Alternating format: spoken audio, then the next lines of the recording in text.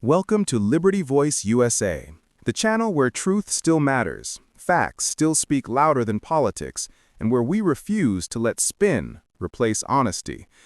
In an age where outrage is manufactured and integrity is optional, our mission is simple: cut through the noise and expose the moments that define the state of American democracy. Today we turn to one of those moments, a hearing that should have been routine, but instead revealed the deep cracks in political accountability. It happened when Congresswoman Jasmine Crockett faced Speaker Mike Johnson, and with one simple question, she stripped away the carefully rehearsed talking points to expose a truth that left the Speaker silent. It wasn't a shout. It wasn't a confrontation filled with fireworks. It was precision, a moment that demonstrated how powerful genuine inquiry can be when met with political evasion. Crockett's style has become something of a phenomenon in Congress, sharp, informed, and unafraid to challenge hypocrisy when she sees it. She doesn't rely on theatrics, she relies on clarity, and in this exchange, clarity was exactly what dismantled the facade. The topic at hand was government integrity, specifically how political leaders justify actions and words that seem to contradict the very values they claim to uphold. Mike Johnson, the newly elevated Speaker of the House, has tried to position himself as a man of faith, principle, and constitutional respect. But Crockett knew exactly where to press. She framed her question around consistency, the kind of moral and constitutional consistency that the public expects but rarely sees. Her tone was calm, her words were deliberate, and the question was simple. Mr. Speaker, how do you reconcile your public defense of law and order with your party's ongoing effort to undermine the results of an election? The silence that followed spoke louder than any filibuster ever could. Johnson tried to recover, leaning on familiar rhetoric about states' rights and election irregularities. But Crockett wasn't asking about speculation. She was asking about principle. And that's where so many in power stumble, when they're asked to explain not what they do, but why they do it. Johnson's background as a constitutional lawyer should have equipped him for the question. Yet in that moment, his response revealed something deeper, a pattern of selective interpretation. He spoke about defending democracy, but his record, especially his actions surrounding the 2020 election, tells another story. As one of the key architects behind efforts to challenge legitimate electoral votes, Johnson has often walked a line between faith-driven rhetoric and legally questionable conduct. Crockett's question forced him into that uncomfortable space, where moral justification meets constitutional contradiction. Observers in the room noticed the shift. The Speaker's usual confidence wavered. The moment wasn't about humiliation, it was about exposure. Crockett didn't grandstand, she didn't interrupt, she simply waited. And in that silence, the illusion of moral authority began to crack. Political analysts later described the exchange as a masterclass in congressional accountability, not because it was loud, but because it was quiet and controlled. Crockett's calm demeanor created a contrast that magnified the Speaker's evasiveness. It's a tactic rooted in legal discipline, the art of letting the question do the work. The broader significance of this moment reaches beyond a single hearing. It reflects a growing frustration among Americans, Democrats, Republicans, and independents alike, who are tired of watching leaders evade responsibility under the guise of party loyalty. The exchange reminded many viewers that truth doesn't need to shout. It only needs space to breathe. For months, Mike Johnson has walked a tightrope between two competing realities. On one side, a base still devoted to the narrative of a stolen election. On the other, a constitutional duty to protect the very system that disproves that claim. Crockett's question forced those two realities to collide, and when they did, the result was silence, because there was no credible bridge between them.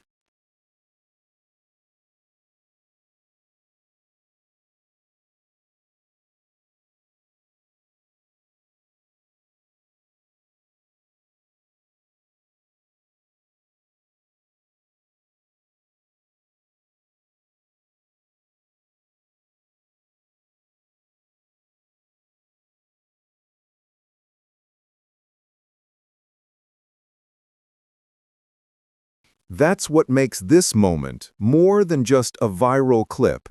It's a mirror held up to the broader condition of American politics, where belief often outweighs evidence and loyalty outweighs logic. Crockett's composure reminded viewers that courage in politics isn't about volume. It's about precision, persistence, and an unwavering commitment to truth. In the days following the hearing, pundits on both sides tried to spin the event. Some accused Crockett of grandstanding. Others praised her for exposing what they saw as institutional hypocrisy. But beneath the commentary lies a simple fact. Accountability should never be seen as partisan. When elected officials are asked direct questions about their actions, the public deserves direct answers. Anything less undermines the foundation of democracy. Crockett's rise in Congress has been marked by moments like this, where she turns what seems like a routine exchange into a moral crossroads. Her approach is not rooted in anger, but in clarity, something increasingly rare in a political culture fueled by noise. She understands that every word spoken in that chamber carries weight, and that truth, when delivered calmly, can still cut through the thickest political armor. For Mike Johnson, this exchange was more than an uncomfortable few minutes. It was a reminder that leadership cannot coexist with selective truth. His silence wasn't just personal hesitation. It was symbolic of a broader political paralysis that grips Washington today. A paralysis created when the pursuit of power eclipses the responsibility of service. What Crockett exposed was not just a momentary lapse of judgment, but a pattern where moral conviction is often used as a shield for political convenience. It's a tactic that's been perfected over decades, invoking faith, freedom, and patriotism to justify policies or actions that betray the very meaning of those words. Her question didn't attack Johnson's faith. It illuminated how often faith is invoked to excuse contradiction. That's the power of a single, well-placed question in politics. It can pierce through rehearsed defenses, scripted talking points, and moral camouflage. It reminds those in power and those watching that accountability is not a partisan weapon, it's a democratic necessity. Even conservative commentators had to acknowledge the impact of the moment. One analyst on a major network admitted, "She asked the question most Americans have been waiting to hear." That's the point. It wasn't just Crockett's question. It was the question of a nation that has grown tired of watching leaders twist constitutional principles into partisan talking points. In the broader narrative of American politics, moments like this don't fade easily. They become reference points. Clips like these circulate not because they are entertaining, but because they are clarifying. They show, in real time, what truth looks like when it collides with evasion. And while the political world will move on, as it always does, the impression remains. Crockett's calm authority contrasted sharply with Johnson's unease, capturing the essence of what accountability should look like. It was less about confrontation and more about revelation. Less about winning an argument, and more about exposing a truth that can no longer be ignored. As this story continues to echo across media platforms, one thing becomes clear. The American public is hungry for authenticity. They are no longer satisfied with talking points, press releases, and partisan performances. They want to see real questions met with real answers. Crockett's moment didn't just challenge one politician. It challenged an entire culture of avoidance that has plagued Washington for too long. In the end, it wasn't just a question. It was a test of honesty, of courage, and of leadership. Mike Johnson failed that test, not because he didn't have an answer, but because he couldn't afford to tell the truth. And that's the tragedy of modern politics. When a truth becomes politically inconvenient, silence becomes the strategy. But silence, as history shows, is temporary. The truth always finds its voice, sometimes through a journalist, sometimes through a citizen, and sometimes through a congresswoman who refuses to let power hide behind faith and rhetoric. Jasmine Crockett reminded the country that democracy depends not on the comfort of leaders, but on the courage of those who question them. And that's the essence of this moment, a reminder that every democracy begins to die when questions go unanswered, but it begins to heal when someone has the courage to ask them anyway. Stay tuned, stay aware, and stay truthful. This is Liberty Voice USA, where facts speak louder than politics.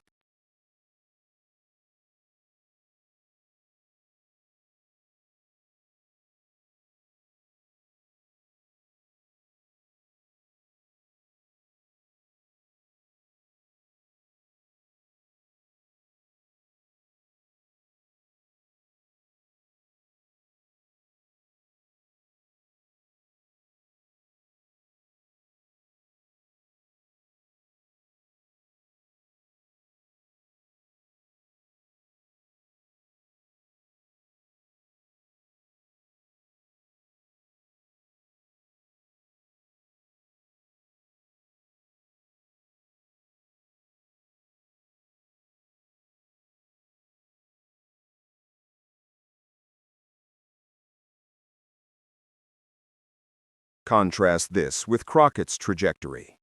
Born in St. Louis in 1981, she grew up watching her mother, a retired Army colonel, embody quiet strength amid systemic barriers.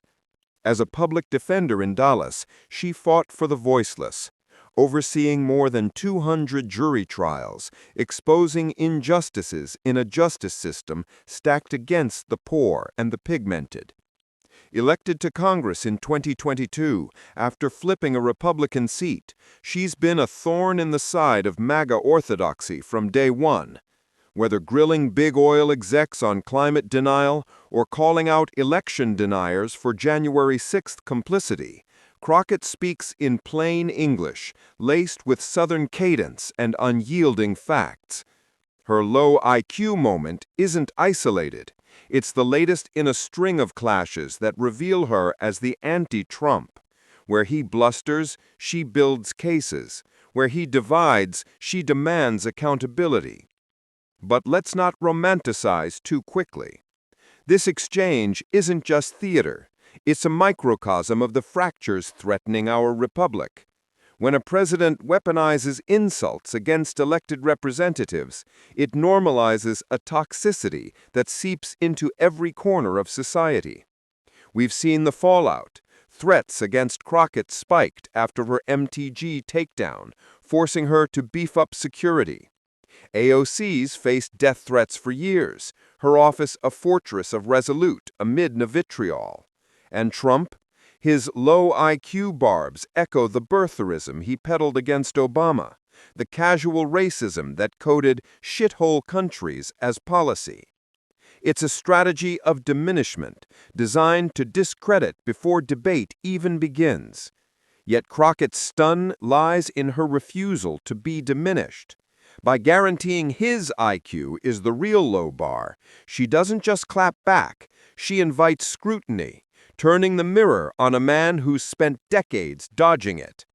What black woman hurt him isn't gossip, it's a probe into the psyche of power, questioning why threats from competent black women elicit such fixation. Zoom out further, and this moment underscores the resilience of democracy's underdogs. Think of the women who've paved Crockett's path. Shirley Chisholm, who ran for president in 1972 with "unbought and unbossed" as her mantra. Barbara Jordan, whose 1974 impeachment speech thundered with moral clarity that still echoes. Crockett channels them, her comebacks not born of anger alone, but of a deep-seated belief that truth, spoken boldly, can realign the stars. In an era where facts are optional and algorithms amplify outrage, her words cut through like a lighthouse beam, reminding us that intelligence isn't a score on a test, but the courage to call out destruction when you see it. Trump's humiliation attempt? It backfired spectacularly, not because it was clever, but because it exposed the emperor's threadbare suit. The crowd at his rally cheered, but the nation watched, and in Crockett's unflinching gaze, they saw not weakness, but the fierce heart of progress. As we wrap this thread of our ongoing tapestry, the endless weave of ambition, accountability, and the American experiment, let's pause on what it means for us. Democracy isn't a spectator sport, it's a contact one, where insults fly and ideals clash, but where the real winners are those who rise above the fray to fight for the forgotten. Jasmine Crockett's comeback isn't just a win for her, it's a reminder that voices like hers, marginalized yet mighty, keep the flame of our founding principles alive. In the face of deception and division, we must choose truth over tropes, unity over obsession. Because when leaders like Trump reduce discourse to IQ jabs, it's citizens like you who must demand better. Policies that heal divides, not widen them. Leadership that unites, not unravels. So as the echoes of this stunned silence fade into the next headline, hold fast to that democratic fire. Question the spin, celebrate the resilient, and remember, our shared story is stronger than any silver spoon or rally chant.